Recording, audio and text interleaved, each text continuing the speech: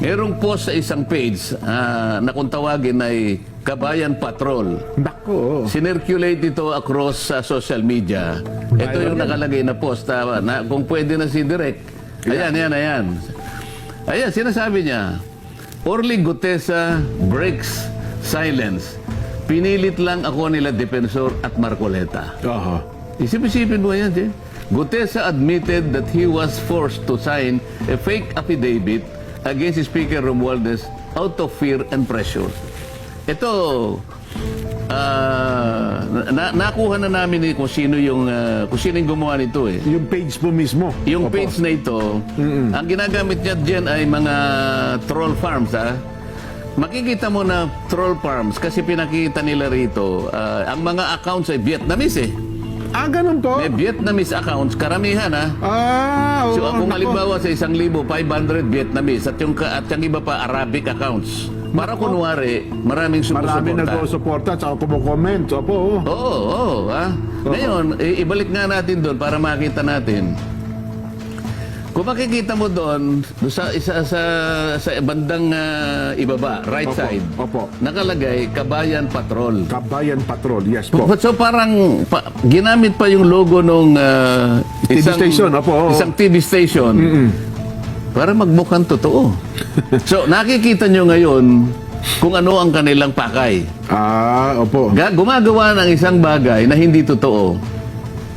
Pinilit namin ni Mike Defensor si Gutesa para gumawa ng isang salaysay. Yan ho lumilitaw dyan. O isang bagay na kabaligtaran. Ngayon, anong pakay ng mga... Hindi lang ito dyan, ha? Opo. Kasi, kung punta tayo sa pangalawang slide dyan. Yan. May requirements ang Meta kasi, Jen, yung Facebook, na bago ka makapag-publish ng ads, kailangan meron kang makikitang meron silang mobile number, no? Yes po. Para magbabayad. Pinacheck ko yung mobile number. Ito ay nakarehistro sa isang tao na nagngangalang Luis Orbon. Ayan, oh. Luis Orbon? Oo. Okay. So, isa sa pangalawang requirements ng Meta, kailangan meron kang email. So, makikita mo dyan yung email nila. Ayan, oh. Hello at cdgminds.com. Ang ano kasi, yung ginagamit nila ay CDG. Yung advertiser is CDG Media Minds. Yes. Ayan, makikita mo, no? So, yung phone number nakarehistro kay Luis Orbon, ayan ang email nila. At ang website nila, nandyan din dyan, mababasa mo, cdgmediaminds.com. Opo. Ang address nila ay Pasig City, NCR. Yes po. So, kung nakikinig si Luis Orbon dyan, kung totoong tao man yan. nagtatago bilang CDG Media Minds sa anino ni Luis Orbon. Huwag ka na magtago sapagkat alam mo, kilala kita. Ano ba? Ngayon, puntahan natin yung ibang slide natin. Yan. Ayan itong CDG Media Minds ay nag-handle ng 4 na pages sa Facebook yan. Bukod doon, meron pa siyang iba. Kaya sila ang sabay-sabay na nag-launch ng fake news campaign. Opo. At binuboost nila, binabayaran nila laban kay Orly Gutesa. Ayan, makikita nyo isa-isa yan, ano? Yung number 1, ito yung Kabayan Patrol. Ayan, nakikita mo. Ang pangalawa, dapat alam mo, sabi niya. Ayan, makikita nyo yung kanilang post. Ayan, no? Yung pangatlo, balita on the go. Ayan. Opo. Yung pang-apat, chips of staff. Chips of staff. So ito ay puro fake news campaign. Okay. Anong pakay ng mga taong, bakit sila gagawa ng ganito?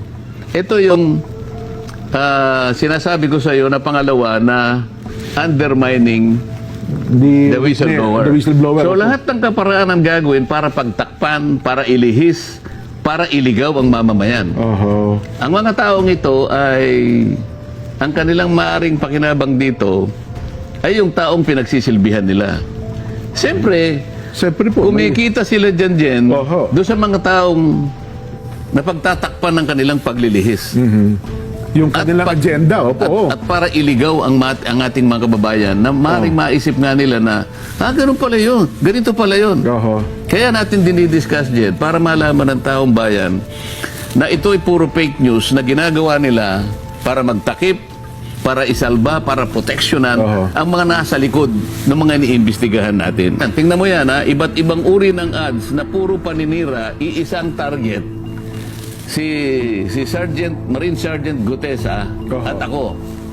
Yan, ay may git na 10 ads yan din, ano? Ang kanilang ginagasta, bawat araw, Opo. merong range from 500 pesos to 4,000 pesos.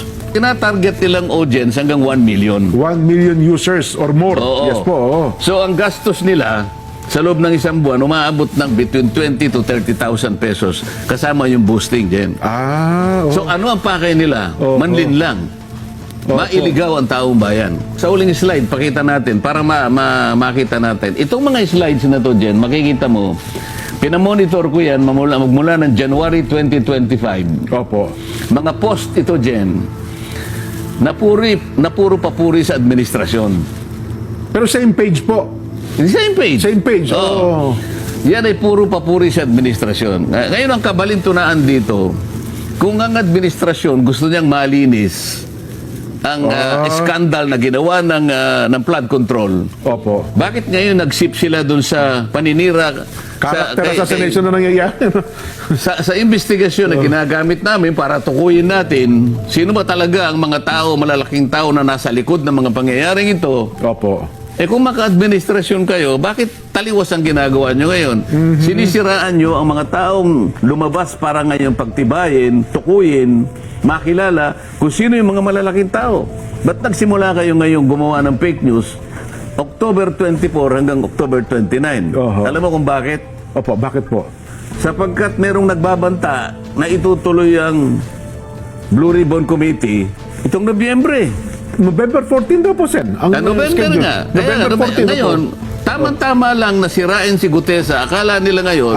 So, kapag pinatawag si Gutesa ngayon, sirang-sira na siya. Akala ngayon ng tao, wala na yan. Discredited na yan. Yun ang kanilang objective.